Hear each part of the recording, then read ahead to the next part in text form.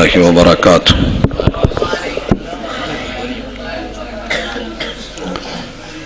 الحمدللہ والصلاة والسلام علی رسول اللہ۔ اعوذ باللہ السمیع العلیم من الشیطان الرجیم۔ رب اشرح لی صدری ویسر لی امری واحلل عقدۃ من لسانی یفقہوا قولی۔ احباب ذی وقار، سامعین و سامعات،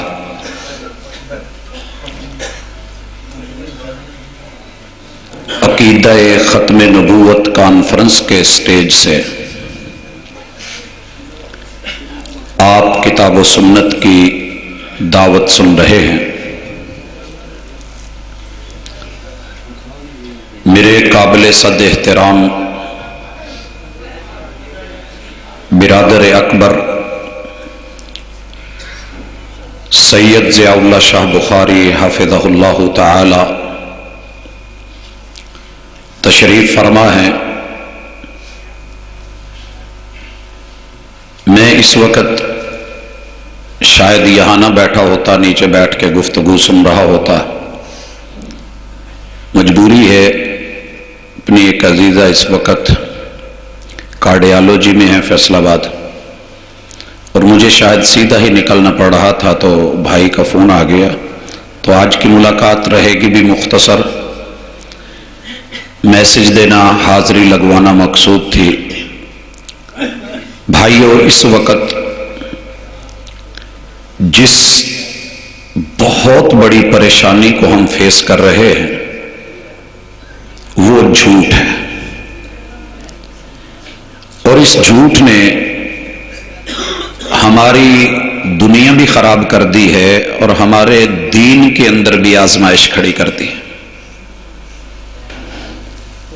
خصوصی طور پہ اگر آپ قرآن مجید کو پڑھیں تو جا بجا آپ کو یہ پیغام ملے گا کہ ومن اظلم،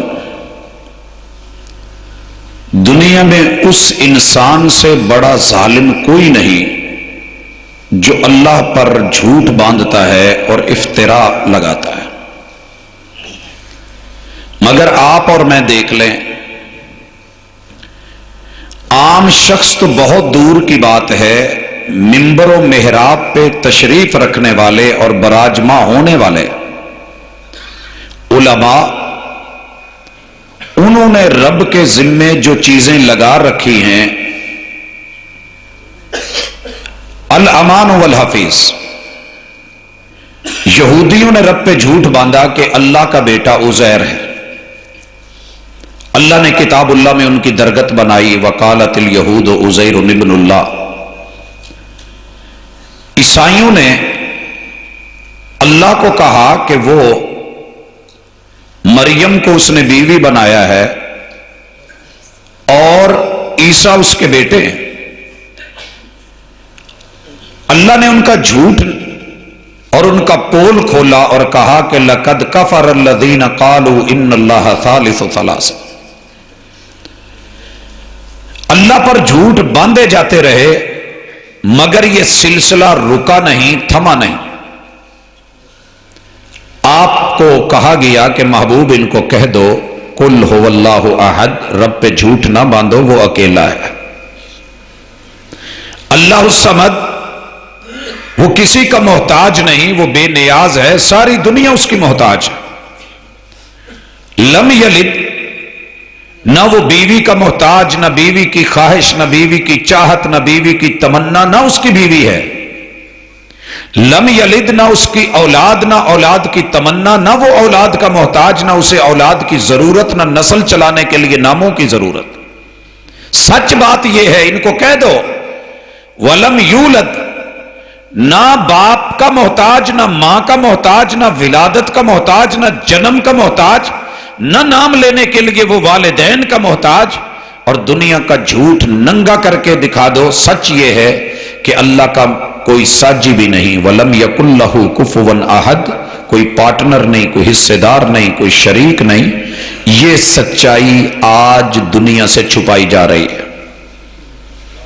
جس گلی میں چلے جائیں، جس علاقے میں چلے جائیں، اللہ کے کارٹون بنا کے وہ عقیدہ جو محمد رسول اللہ صلی اللہ علیہ وسلم نے اپنی نبوت والی ختم اور مہر کے ساتھ دیا تھا توحید کا، اس کے برعکس جہاں ملے گا شرک کو توحید کا لبادہ اڑا کے پیش کیا جا رہا ہے. دوسرے نمبر پہ محمد رسول اللہ صلی اللہ علیہ وسلم پہ جھوٹ، جو کائنات کی سب سے سچی ہستی ہے. آپ نے کہا تھا من کذب علی متعمدا فلیتبوأ مقعدہ من النار. یہ حدیثیں علماء نے پڑھی ہوئی ہیں، لیکن اس کے باوجود پھر دیکھیے، جرت دیکھیے، کمال مہارت اور فن دیکھیے. ملا علی قاری حنفی، انہوں نے ایک کتاب اکٹھی کی، کلیکشن کی، اس میں ان باتوں کی جو رسول اللہ صلی اللہ علیہ وسلم کے ذمے جھوٹ لگائے گئے تھے، اور اس کا نام رکھا الموضوعات الکبیر. وہ بڑے بڑے جھوٹ جو رسول اللہ صلی اللہ علیہ وسلم پہ باندھے گئے تھے.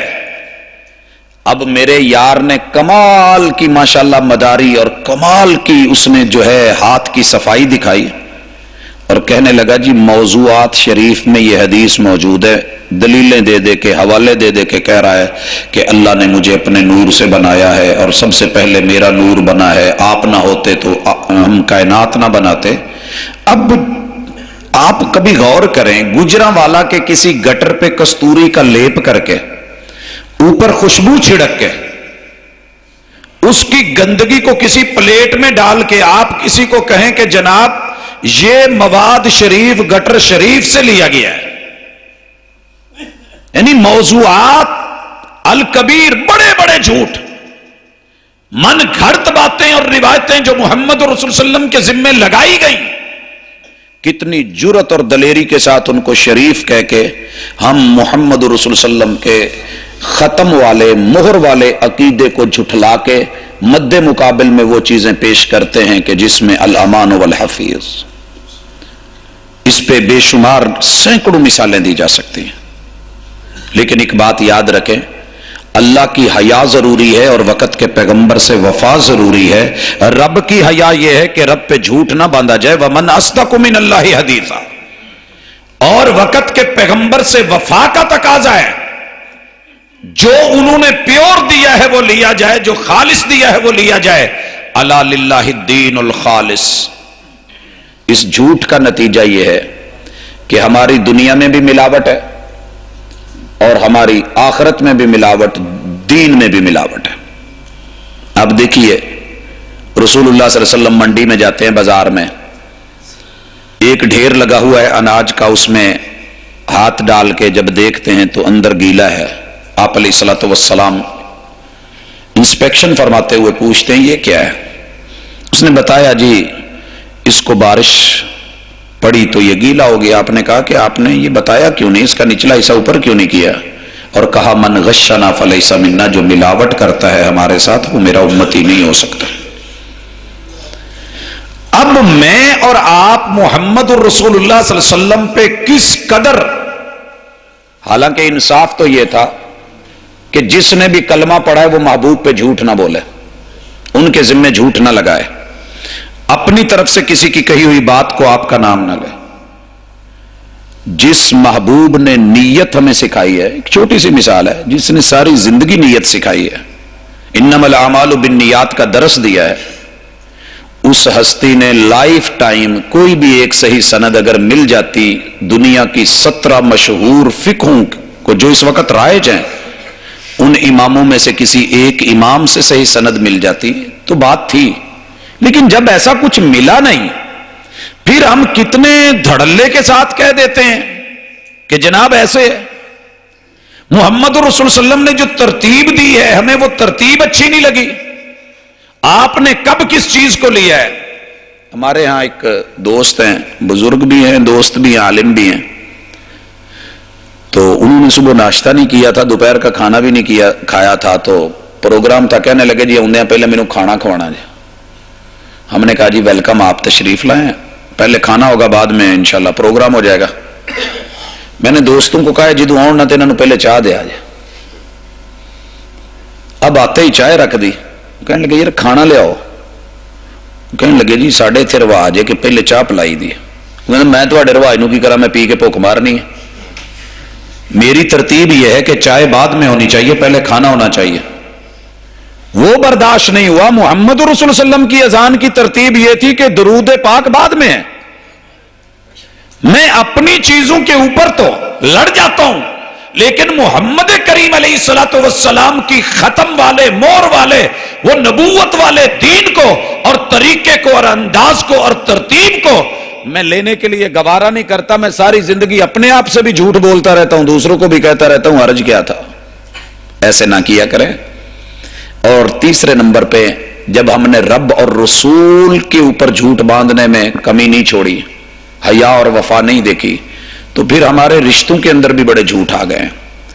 جب رب کے رشتے میں جھوٹ آ گیا، محبوب کے رشتے اور تعلق میں جھوٹ کی انتہا کو چلے گئے، تو کہنے والے نے کہا تھا ان لوگوں سے وفا کی توقع مت رکھنا جو رب کو بھول سکتے ہیں وہ سب کو بھول سکتے ہیں.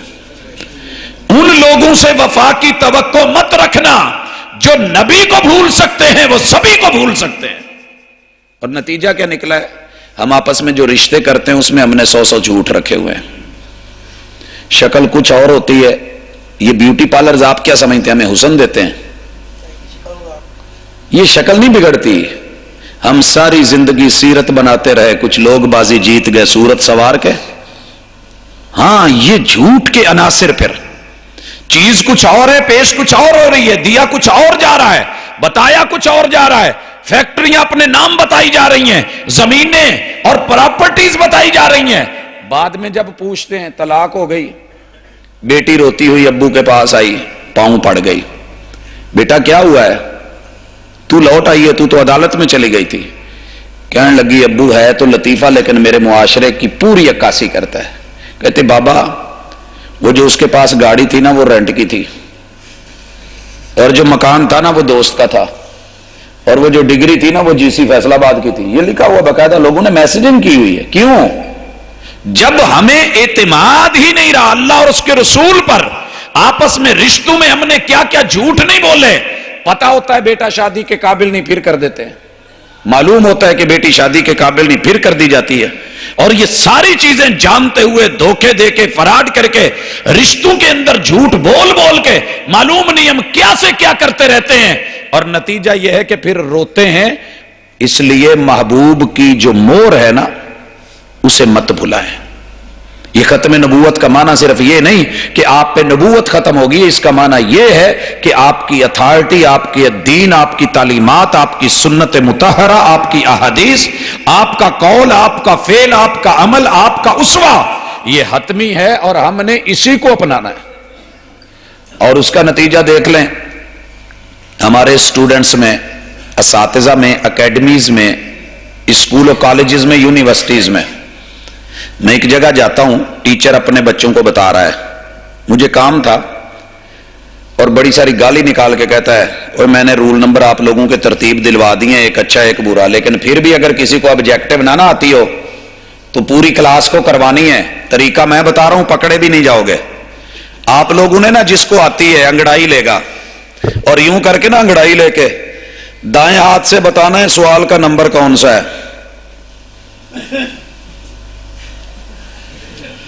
پھر تھوڑی دیر کے بعد انگڑائی لینی ہے اور اس کا جز بھی بتا دینا ہے. یہ کیا ہے؟ من غشنا فلیس منا. جھوٹ، ملاوٹ، تعلیم میں، تعلم میں، حصول میں، لینے میں، دینے میں.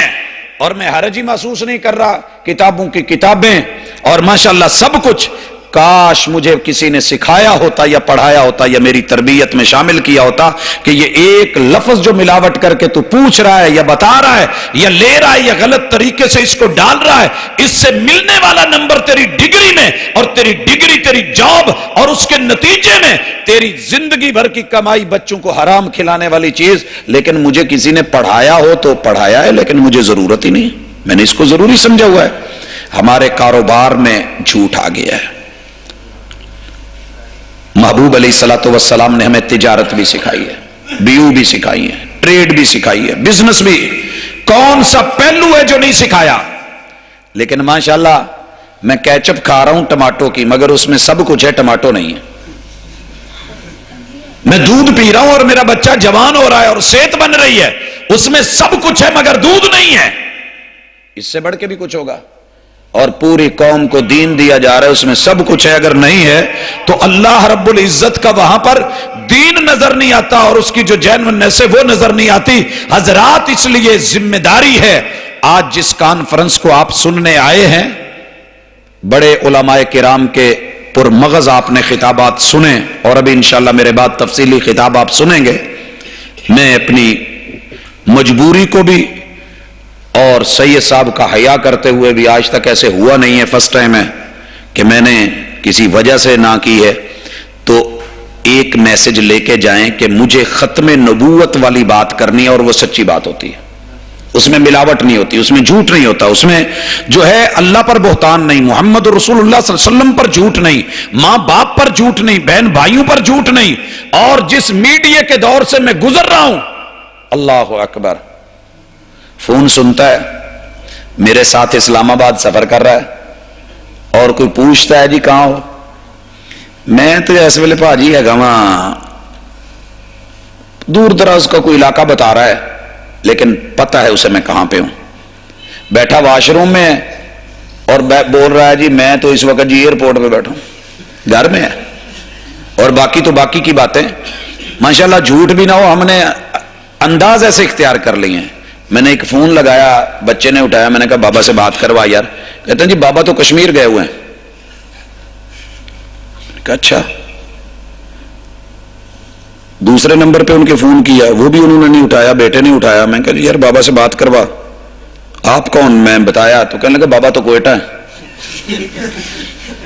हैरानगी हुई, बाद में पता चला कि घर में 5 कमरे हैं, एक पे कोयटा लिखा है, एक पे कराची लिखा है, एक पे लाहौर, एक पे इस्लामाबाद लिखा है, एक पे कश्मीर लिखा हुआ है।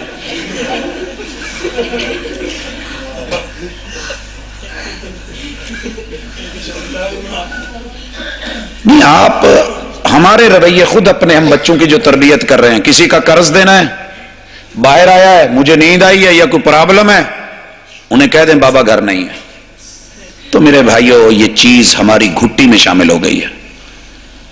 वो वाला खौफ, वो वाला डर पैदा करें जिसके अंदर आकर के बेटी को कहा जा रहा है दूध में पानी मिक्स कर दे और वो कह रही है अमीरुल मोमिनीन ने मना किया है, और मां कहती है वो देख रहे हैं। कहा वो नहीं देख रहे, रब तो देख रहा है ना।